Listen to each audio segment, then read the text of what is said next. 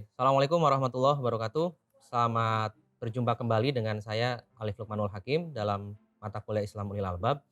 Hari ini, dalam kesempatan ini kita akan berbicara tentang tafsir tematik Islam Ulil Albab. Nah, Ulil Albab dalam Al-Quran itu ada beberapa tafsir yang kita bisa melihat dari ayat-ayat yang ada dalam Al-Quran. Dan kita akan bicara juga tentang karakteristik Ulil Albab seperti apa. Ya. Sebetulnya dalam Al-Quran itu disebut tidak ulil albab, tapi ulul albab ya. Nanti kita bisa melihat kenapa demikian. Ulul albab dalam Al-Quran dan tafsirnya. Eh, Kalau kita ambil beberapa ayat yang ada dalam Al-Quran yang berbicara tentang ulul albab, itu salah satunya adalah di Quran surat Ali Imran ayat 190 sampai 194 yang berbunyi a'udzubillahi minasyaitonirrajim bismillahirrahmanirrahim. Inna fi khalqis samawati wal ardi wa ikhtilafil laili wan nahar la ayatil ulil albab seperti itu. Kemudian ada ayat 191 ya. Alladzina yadhkurunallaha qiyaman wa qu'udan wa 'ala junubihim wa yatafakkaruna fi khalqis samawati wal ardi rabbana ma khalaqta hadza batila subhanaka faqina adzabannar seperti itu. Jadi kalau kita lihat ayat-ayat tersebut jelas ada kata ulil albab, ada kata ulul albab seperti itu. Ayat-ayat tentang ulul albab yang lain dalam Al-Quran masih banyak, ada di Al-Baqarah ayat 269. Bismillahirrahmanirrahim. Yu'til hikmata may yasha'u wa may yu'tal hikmata faqad utiya khairan katsira wa may yadzakkaru illa ulul albab. Kembali ada ulul albabnya. Bagaimana artinya adalah Allah menganugerahkan al-hikmah atau kepahaman yang dalam tentang Al-Quran dan As-Sunnah kepada siapa yang dia kehendaki, dan barang siapa yang dianugerahi al-hikmah itu atau kebijaksanaan itu, ia benar-benar telah dianugerahi karunia yang banyak, dan hanya orang-orang yang berakal lah yang dapat mengambil pelajaran dari firman Allah tersebut. Ini Al-Baqarah ayat 269. Kemudian masih ada lagi teman-teman yang menceritakan atau menggambarkan tentang karakteristik ulul albab di Al-Quran surat Al-Imran ayat 7 berbunyi demikian. Bismillahirrahmanirrahim. Walladzi anzala 'alaikal kitaba minhu ayatum muhkamatun hunna ummul kitab wa ukharu mutasyabihat fa ammal ladzina fi qulubihim zay'un fayattabi'una ma tasyabaha minhu ibtigha'al fitnah dan seterusnya al-ayah seperti itu. Jadi intinya artinya adalah dialah yang menurunkan Alkitab atau Al-Quran kepada kamu. Di antara isinya ada ayat-ayat yang muhkamat. Itulah pokok-pokok isi Al-Quran, dan yang lain ayat-ayat mutasyabihat. Adapun orang-orang yang dalam hatinya condong kepada kesesatan, maka mereka mengikuti sebagian ayat-ayat yang mutasyabihat untuk menimbulkan fitnah dan untuk mencari-cari takwilnya. Padahal tidak ada yang mengetahui takwilnya melainkan Allah Subhanahu wa taala. Dan orang-orang yang mendalam ilmunya berkata, kami beriman kepada ayat-ayat yang mutasyabihat. Semuanya itu dari sisi Tuhan kami dan tidak dapat mengambil pelajaran daripadanya, melainkan orang-orang yang berakal atau ulul albab atau ulil albab seperti itu. Nah, ulul albab dalam Al-Quran ya, saya ulangi kembali dalam kesempatan kali ini. Kata ulul albab dengan berbagai posisinya disebutkan dalam Al-Quran sebanyak 16 kali. Ya. Al-Habib Kiai Haji Quraisy Shihab banyak sekali menafsirkan dan juga memberikan pemahaman beliau tentang 16 kali disebutkannya ulul albab ini. Kurang lebih dalam 10 surat dan dalam konteks yang berbeda-beda. Kita bisa lihat tadi di Al-Baqarah ayat 269, ada di Ali Imran ayat 7, ada di Quran surat Ar-Ra'd ayat 19, ada di surat Ibrahim ayat 52, ada di Az-Zumar ayat 9, ada di Shad ya, ayat 29, ada di Al-Baqarah ayat 179 dan 197, ada di Al-Maidah ayat 100, At-Tolak ayat 10, kemudian Ali Imran ayat 190 tadi, kemudian Yusuf 111, Shad di ayat 43, Az-Zumar di ayat 21, dan Al-Mu'min di ayat 54. Yang kalau kita coba eh, pisahkan pengertian ulul albab itu berasal dari kata ulu atau orang yang memiliki, dan lub otak atau pikiran, dalam hal ini intelektualitas, yaitu ulu atau orang yang memiliki apa, memiliki kelebihan atau keunggulan. Kalau kemudian yang lubnya adalah albab, adalah bentuk jamak dari al-lub, yaitu orang-orang yang berfikir. Bisa kita terjemahkan juga sebagai orang-orang yang berilmu pengetahuan seperti itu. Nah, eee, kalau kita coba berikan pemahaman yang lebih detail, terma ulul albab dalam Al-Quran di Al-Baqarah ayat 179 itu berbicara temanya tentang kisos. Di Al-Baqarah ayat 197 itu tentang haji dan aturan syariatnya. Kemudian di Al-Baqarah ayat 269 itu tentang hikmah paham terhadap Al-Quran. Kemudian di Ali Imran ayat 7 itu bicara tentang isi pokok dari Quran. Kemudian di Ali Imran ayat 190 itu bicara tentang penciptaan langit dan bumi. Di Al-Maidah ayat 100 itu berbicara tentang ketakwaan. Kemudian di Yusuf ayat 111 itu bicara tentang hikmah kisah-kisah dalam Al-Quran. Kemudian di Ar-Ra'd ayat 19 itu bicara tentang kebenaran Quran. Di Ibrahim ayat 52 itu berbicara tentang penjelasan kesempurnaan Al-Quran. Di surat Shad ayat 29 itu bicara tentang keberkahan Al-Quran. Az-Zumar ayat 9 berbicara tentang keberuntungan ahli ibadah. Kemudian di Al-Mu'min ayat 54 itu berbicara tentang Quran sebagai petunjuk atau hidayah.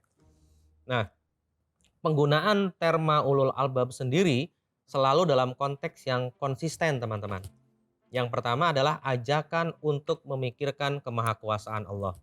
Jadi ayat-ayat tentang ulul albab itu konsisten, pada dasarnya salah satunya adalah mengajak bagi kita untuk memiliki pemahaman dan memikirkan kemahakuasaan Allah dalam hal alam, lingkungan, makhluk hidup, dan sebagainya, seperti itu.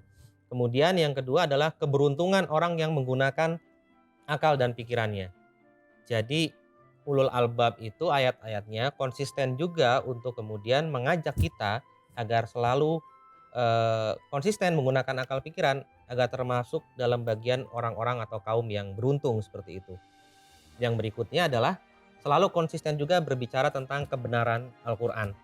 Tadi Al-Quran itu sholih likulli makan wa zaman, cocok untuk segala ruang dan waktu, space and time.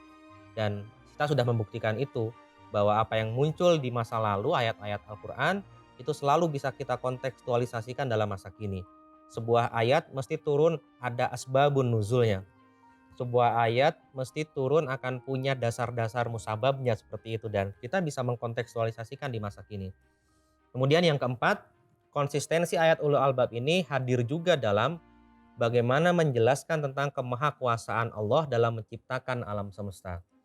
Alam semesta ini kan adalah mahakarya atau magnum opus yang luar biasa dari Tuhan kita, yaitu Allah. Yang kita tidak mungkin bisa memikirkan sampai hal yang paling detail sekalipun kan, karena kita hanya mendapatkan ilmu hanya sedikit. Tapi kita harus selalu berzikir dan mengingat ini adalah bagian dari eh, kemahakuasaan Allah yang harus selalu kita cari nilai atau makna yang bisa kita ambil manfaatnya. Nah, kemudian ulul albab itu sendiri itu harus menjadi profil intelektual dari seorang muslim, yaitu kaum yang berpikir, kaum yang berilmu pengetahuan, kaum yang selalu berusaha untuk menjadi kaum yang beruntung karena menggunakan akal pikiran dalam segala hal. Jadi agama itu menjadi dasar pijakan utama, tapi menggunakan akal dan rasionalitas juga untuk kemudian beragama. Ini kan satu hal yang dianjurkan oleh kita dalam beragama, terutama seorang muslim. Ulul albab adalah istilah khusus yang dipakai oleh Al-Quran ya, dalam menyebutkan sekelompok manusia pilihan yang memiliki ciri-ciri pertama intelektualitas, yaitu menggunakan akal pikirannya, selalu berusaha untuk rasional, selalu berusaha untuk mencari makna terdalam dari sesuatu. Namun Al-Quran tidak menjelaskan secara definitif konsep ulul albab, hanya menyebutkan tanda-tandanya saja, atau ciri-cirinya saja, atau karakteristiknya saja. Nah, kemudian para mufasirlah yang menafsirkan terma ulul albab ini dengan penafsiran yang berbeda-beda tentunya, karena isi kepala penafsir tentu berbeda. Konteks sosiologis, konteks historis, antropologis, dan geografis, bahkan filosofis mereka akan berbeda-beda. Namun memiliki kesamaan yang utama, yaitu semuanya sepakat ulul albab adalah suatu gambaran besar atau bagaimana cara mendesain manusia untuk menjadi manusia yang intelek dan juga rasional, yang pemahamannya komprehensif terhadap sesuatu dan selalu berusaha untuk bersikap bijaksana seperti itu, ya. Kita coba lihat penafsiran beberapa penafsir tentang ulul albab. Yang pertama dari Ibnu Katsir. Ya, dalam tafsirnya Ibnu Katsir, beliau mengatakan bahwa ulul albab adalah orang-orang yang punya akal cerdas dan mau berpikir tentang hal-hal yang berguna. Jadi selalu menggunakan akal pikirannya itu untuk memikirkan secara cerdas hal-hal dan itu punya manfaat. Itu punya kemampuan mentransformasi keadaan menjadi lebih baik. Jadi itu kata kunci menurut Ibnu Katsir. Kemudian Al-Maraghi mengatakan berdasarkan Quran surat Al-Baqarah ayat 179, ulul albab adalah orang-orang yang mempunyai akal dan pemahaman, ya, orang-orang yang mempunyai akal yang bersih dari noda-noda keraguan. Artinya adalah mereka punya posisi atau standing point yang kuat ketika memikirkan sesuatu, mengambil solusi atau menentukan pendapat. Jadi bisa dibayangkan selain intelektualitas adalah ciri karakteristik ulul albab, juga keteguhan sikap, jelas pembelaan kepada keadilan, kemanusiaan, kebenaran, kebaikan, persamaan, egalitarianisme itu adalah tipikal ulul albab dalam konteks keteguhan sikap. Kemudian Al-Maraghi juga mengatakan ulul albab adalah orang-orang yang berakal lurus dan benar. Hal ini disebut secara khusus pada Quran surat Al-Maidah ayat 100, yaitu orang-orang yang mengerti serta memahami akibat berbagai perkara serta mereka juga sebelumnya memikirkan hakikat dan sifatnya. Jadi orang itu berbuat dan bertindak karena tahu ekses atau akibat dari perbuatan dan tindakannya. Orang mengambil keputusan itu tahu apa akibat dari keputusan dan tindakannya. Coba kita bayangkan kalau ini kemudian terimplementasi dalam kebijakan, baik itu pemerintahan, kehidupan kampus dan sebagainya, pemimpin kita, pejabat kita itu kemudian atau aparat kita itu mencerminkan nilai-nilai ini. Bagaimana kebijakan yang dikeluarkan itu selalu dipikirkan matang-matang. Apakah melanggar prinsip kemanusiaan? Apakah sesuai atau tidak dengan prinsip kebenaran? Apakah berkeadilan atau tidak? Nah, ini implementasi teknisnya. Al-Maraghi memikirkan sampai sana tafsir terhadap ayat Al-Baqarah ayat 179 dan juga Al-Maidah ayat 100. Kemudian Al-Habib Kiai Haji Quraisy Shihab, ya, bapaknya dari Mbak Najwa Shihab atau Mbak Nana, ya, itu mengatakan begini, ulul albab adalah seorang yang mampu memetik pelajaran. Kata kuncinya ingat, memetik pelajaran atau hikmah terhadap fenomena yang ada di sekelilingnya, baik itu gejala-gejala alam maupun gejala perilaku sosial. Jadi menurut Al-Habib Quraisy Shihab ini, Kiai Haji Quraisy Shihab, jelas insan ulul albab adalah yang mampu selalu mengambil hikmah atau kemudian melihat makna filosofis dari suatu kejadian. Kita ambil contoh misalnya peristiwa-peristiwa alam, ya, bencana, meletusnya gunung, tsunami dan sebagainya, itu tidak semata-mata karena Allah itu jahat dan murka. Kita kalau seperti itu ya eh, apa konstruksi berpikir kita selalu menganggap Tuhan itu jahat, ya, dan kemudian tidak pilih-pilih dalam memberikan bencana. Tapi kita bisa mengambil makna yang sifatnya filosofis sekaligus yang itu kontekstual, bahwa ternyata alam itu bisa marah, lingkungan itu bisa rusak karena kita yang merusaknya sendiri, ulah perbuatan kita sendiri. Doharul fasadu fil barri wal bahri bima kasabat aydin nas, misalnya seperti itu kan, bahwa telah nampak kerusakan di langit dan di bumi, di lautan, itu karena ulah tangan manusia sendiri. Kita yang buang sampah sembarangan, kita yang tidak menghasilkan produk dari sebuah perusahaan berdasarkan analisis mengenai dampak lingkungan yang bagus, kita yang kemudian merusak daerah aliran sungai, kita yang kemudian tidak membangun drainase yang mencukupi untuk mengalirkan air hujan, kita kemudian juga merusak misalnya hutan, melakukan illegal logging, illegal fishing di laut dan sebagainya, dan jelas tidak semata-mata karena Allah memang murka dan selalu ingin menghadirkan bencana buat kita, tapi ada korelasi juga dengan alam sebagai entitas yang hidup juga itu memiliki rasa marah dan juga kemudian tidak suka dengan perbuatan kita yang tidak membangun harmoni dengan alam, atau istilahnya dalam filsafat itu harmonia estabilita. Kita tidak membangun harmoni yang menghasilkan stabilitas lah, bahasa kerennya seperti itu. Jadi Kiai Quraisy Shihab menggambarkan seperti itu, orang harus punya kemampuan mengambil makna terdalam dari sebuah peristiwa. Kemudian Kiai Quraisy Shihab juga berdasarkan Quran surat Ar-Ra'd ayat 19 mengatakan, ulul albab itu bukan sekedar yang memiliki kemampuan berpikir cemerlang, tetapi kemampuan berpikir yang disertai dengan kesucian hati, ya, sehingga dapat mengantar pemiliknya itu meraih kebenaran dan mengamalkannya serta menghindar dari kesalahan dan kemungkaran. Jadi ulul albab jelas adalah orang yang selalu mendahulukan sholat dalam kehidupannya. Orang yang selalu kemudian mampu untuk mendirikan sholat. Inna sholata tanha anil fahsya'i wal munkar, seperti itu. Menjauhkan dari perbuatan keji dan mungkar. Dan itulah saripati manusia, yaitu mampu untuk menjauhi segala larangan Allah dan melaksanakan segala perintah Allah seperti itu, yang itu menghasilkan iman dan takwa, manusia yang bertakwa. Adapun jasmaninya, kata Kiai Quraisy Shihab, tidak lain adalah kulit yang menutupi saripati itu. Namun demikian tentu saja kulit juga harus dipelihara agar saripati itu tidak terganggu. Jadi kehidupan jasmani kita itu akan berhubungan dengan kehidupan rohani kita. Keduanya saling mengisi dan saling melengkapi. Kemudian As-Suyuti dan Jalalain ya itu mengatakan bahwa ulul albab adalah orang-orang yang berakal sehat. Ibnu Abbas mengatakan dalam Quran surat Al-Baqarah ayat 269 yang beliau tafsirkan, ulul albab adalah orang yang mengetahui petunjuk hukum beserta rahasia-rahasia yang terkandung di dalamnya dan hikmahnya. Kemudian Hamka, salah satu sarjana muslim kita, mengatakan bahwa ulul albab adalah manusia dengan akal yang rangkap dan potensi lengkap atau al-azhar. Ya. Hasbi Asyidiki mengatakan bahwa hikmat adalah akal yang merdeka, yang sanggup mempelajari sesuatu beserta dalil-dalilnya dan mampu memahami semua urusan atau masalah menurut hakikatnya. Seperti itu tafsir tematik dalam ulil albab yang bisa kita simpulkan juga. Ulul albab bisa dikatakan adalah cendekiawan muslim, yaitu orang yang memiliki sesuatu yang murni, berakal sehat, akal yang bersih dari cela, memiliki pemahaman yang cemerlang dan juga komprehensif, memiliki sifat yang transformatif, memiliki kebijaksanaan, dan membaca fenomena alam yang ada di sekitar kita, fenomena masyarakat yang ada di sekitar kita dengan cara yang hadap masalah atau problem posing. Kemudian selalu mengingat Allah di segala waktu.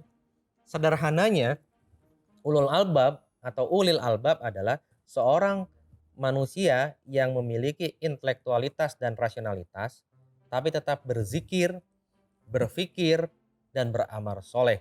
Zikir, fikir, dan amal soleh itu adalah karakter dari ulul albab atau ulil albab. Intelektual yang berpikir mendalam selalu dibarengi dengan zikir yang kuat dan perbuatan yang baik atau amal soleh yang baik. Orang yang selalu menyeimbangkan antara aspek rasional, sisi intuitif atau hatinya dengan selalu berzikir dan mengingat Allah, dan juga melakukan segala perbuatan untuk berada dalam konteks amal soleh, berbuat kebaikan pada sesama. Oleh karena itu kita bisa sederhanakan ya dalam 5 hal. Ulul albab profilnya adalah orang yang mempunyai pemikiran yang luas dan mendalam, rasional, komprehensif, bahkan filosofis. Kemudian orang yang memiliki hati yang peka dan juga intuisi yang selalu mengedepankan kepada nilai-nilai persamaan dalam melihat perbedaan, mencoba untuk menolong yang membutuhkan, berbuat adil kepada yang membutuhkan.